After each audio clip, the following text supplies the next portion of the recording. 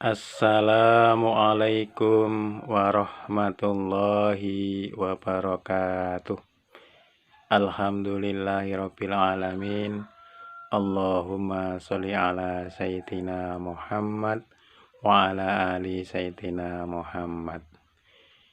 Anak-anak sekalian, kita berjumpa lagi dengan pelajaran bahasa Jawa.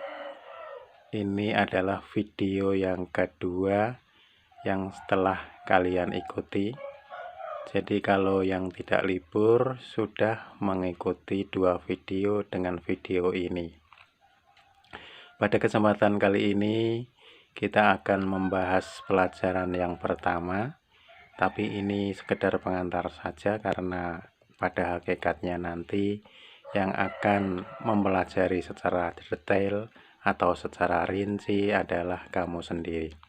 Jadi kalian diharapkan mempelajari secara mandiri materi-materi yang ada di buku atau di media-media lainnya. Kali ini kita akan membahas tentang unggah-ungguh atau toto kromo. Unggah-ungguh atau toto kromo itu memiliki pengertian yang sama. Untuk saat ini memiliki pengertian yang sama. Maksudnya untuk sekarang sudah memiliki pengertian yang sama.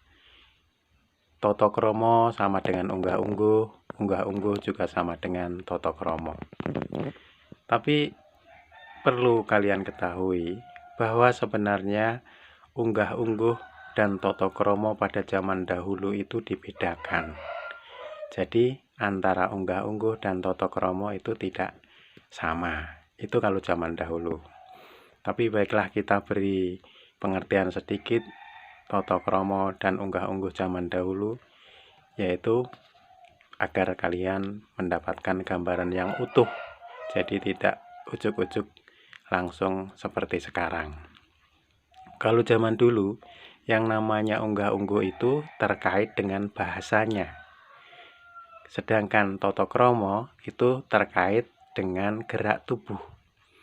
Jadi unggah-ungguh itu hanya membahas tentang bahasanya, sedangkan toto kromo membahas tentang gerakan tubuh atau gerak-gerik dari tubuh kita. Contoh sederhana, kalau kita misalnya naik sepeda, kita kemudian di depannya melihat ada orang tua juga naik sepeda, atau bahkan mungkin orang tua yang sedang berjalan kaki, kemudian kita akan melewati atau mendahului orang tua tersebut, kita akan berkata, nyuwun sewu ngrumiyini, nyuwun sewu kula ngrumiyini nggih. Itu namanya unggah-ungguh bahasanya. Kemudian yang namanya toto kromonya apa? Toto kromonya itu kita sedikit membungkukkan badan.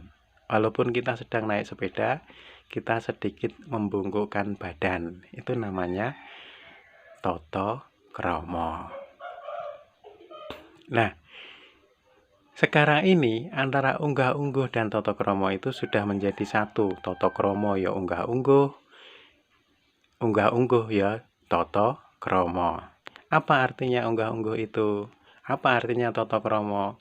Secara sederhana, unggah-ungguh atau toto kromo itu berarti sopan santun atau etiket atau tata susila atau etika. Itu ya. Jadi etiket dengan toto kromo dengan sopan santun itu sama. Etika dengan toto kromo dengan unggah-ungguh dengan sopan santun itu sama untuk pengertian saat ini. Nah, unggah-ungguh itu, toto kromo itu sebenarnya berasal dari kata yang berbeda. Kalau unggah-ungguh itu berarti dari kata dwilingga salin swara. Sedang kalau toto kromo itu dari tembung sarojo. Toto artinya aturan, kromo artinya tingkah laku. Karena dari bahasa Sanskerta kram itu artinya berjalan. Nah, itu artinya tingkah laku. Aturan mengenai perilaku kita dalam masyarakat itu namanya toto krama. Kalau kita memahami tata krama tidak dengan benar, maka biasanya akan berakibat kurang baik. Karena tata krama sendiri untuk menjamin keselamatan kita, untuk membangun hubungan yang harmonis agar antara sesama kita terjalin komunikasi yang baik, terjalin hubungan sosial yang baik. Pernahkah kalian mendengar cerita pada zaman Belanda dahulu ada perbedaan tata krama antara orang Belanda dengan orang Madura, bahkan mungkin dengan orang Jawa dan lain-lain ya. Nah, ketika di Madura itu ada seorang pangeran dari Belanda itu berkunjung ke suatu kerajaan, itu tiba-tiba dia mencium istri raja. Nah, raja sangat marah, akhirnya terjadi perang yang berkepanjangan, tidak berhenti, lama sekali katanya.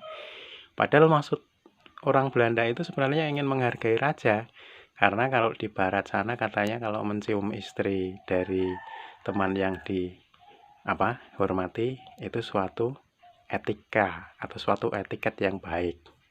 Padahal kalau di Madura mencium istri itu adalah suatu perbuatan yang sangat menyinggung atau keterlaluan, sangat keterlaluan.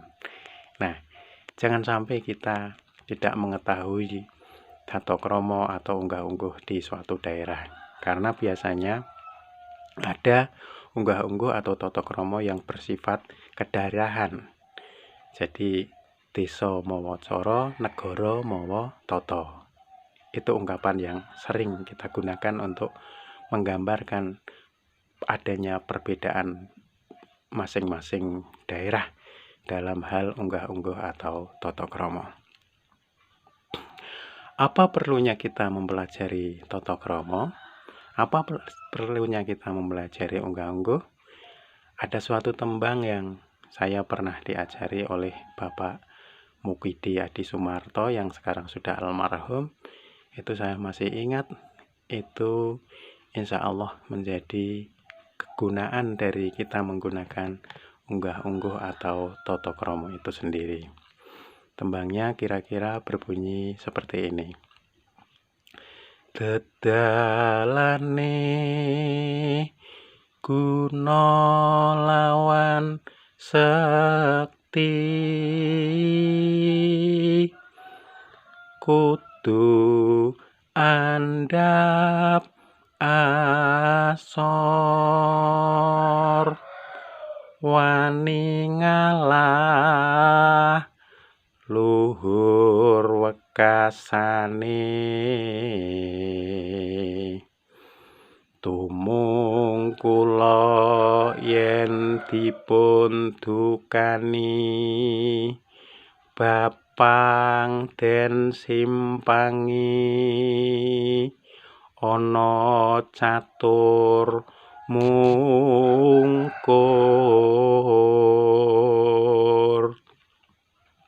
Nah, itulah tembangnya.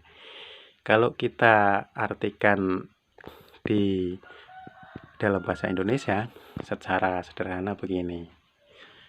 Dedalane guna lawan sekti, jalannya untuk mencapai guna dan sekti, yaitu guna itu kepandaian atau kegunaan dari diri kita, dan kesaktian. Kesaktian itu suatu kemampuan yang luar biasa. Apa jalannya? Kudu andhap asor. Yang pertama harus tawadhu, harus rendah hati, tidak sombong. Itu kan sudah termasuk etiket, sudah termasuk etika ya. Wani ngalah, berani mengalah. Jadi untuk mengalah itu memerlukan suatu keberanian khusus. Tidak sembarang orang berani mengalah, karena mengalah itu berat. Apalagi ketika mampu melawan, itu biasanya sukar untuk mengalah. Wani ngalah luhur wekasane. Jadi berani mengalah, tinggi atau unggul atau baik akhirnya. Kalau kita berani mengalah, itu akan berakhir dengan baik apapun, seperti itu. Tumung kula yen dipun dukani, Kalau dimarahi, terutama oleh orang tua, itu bukannya melawan, tetapi tumungkul, menundukkan kepala. Tumungkulo, menunduklah ketika dimarahi. Bapang dan simpangi. Bapang itu apa toh? Kalau orang dulu itu, kalau kebunnya tidak boleh dilewati, itu biasanya dikasih blabak, dipaku dengan silang, blabakin nyilang. Lah iku jenenge bapang, bapang. Bapang dan simpangi kuwi maksude yen ono penghalang, ada apapun yang menghambat, lebih baik dihindari, tidak dilawan tapi dihindari agar perjalanan kita lancar. Bapang den simpangi ono catur mungkur. Catur itu tidak hanya berarti 4, tapi catur bisa berarti perkataan yang buruk atau perkataan yang kurang baik. Berarti maksudnya kalau ada perkataan yang kurang baik dihindari, kita tidak usah nimbrung. Ono catur mungkur. Itulah kira-kira kalau kita menggunakan unggah-ungguh atau totoro kromo, kita akan menjadi pandai dan sakti. Jadi unggah-ungguh dan tata krama itu kalau menurut orang Jawa dulu, orang kuno, itu dianggap sebagai jalan untuk mencapai kepandaian dan jalan untuk mencapai kesaktian. Yang zaman dahulu itu diidam-idamkan oleh semua orang Jawa. Begitulah kira-kira penggunaan unggah-ungguh. Marilah kita cari contoh-contoh penggunaan unggah-ungguh di daerah kalian masing-masing dalam berbagai peristiwa.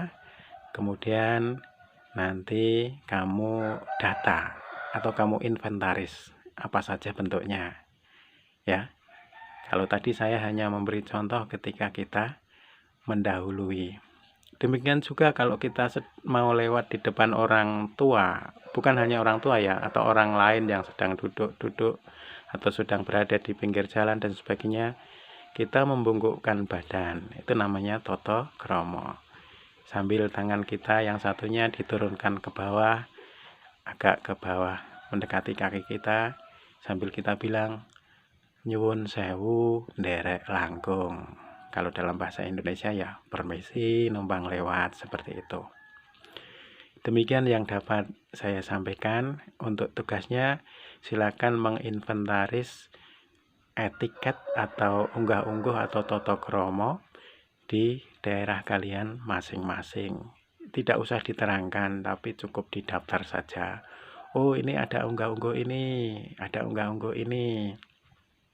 Itu yang pertama. Yang kedua, kamu cari artinya tentang desa mawa cara, negara mawa tata, atau kalau dibalik negara mawa tata, desa mawa cara.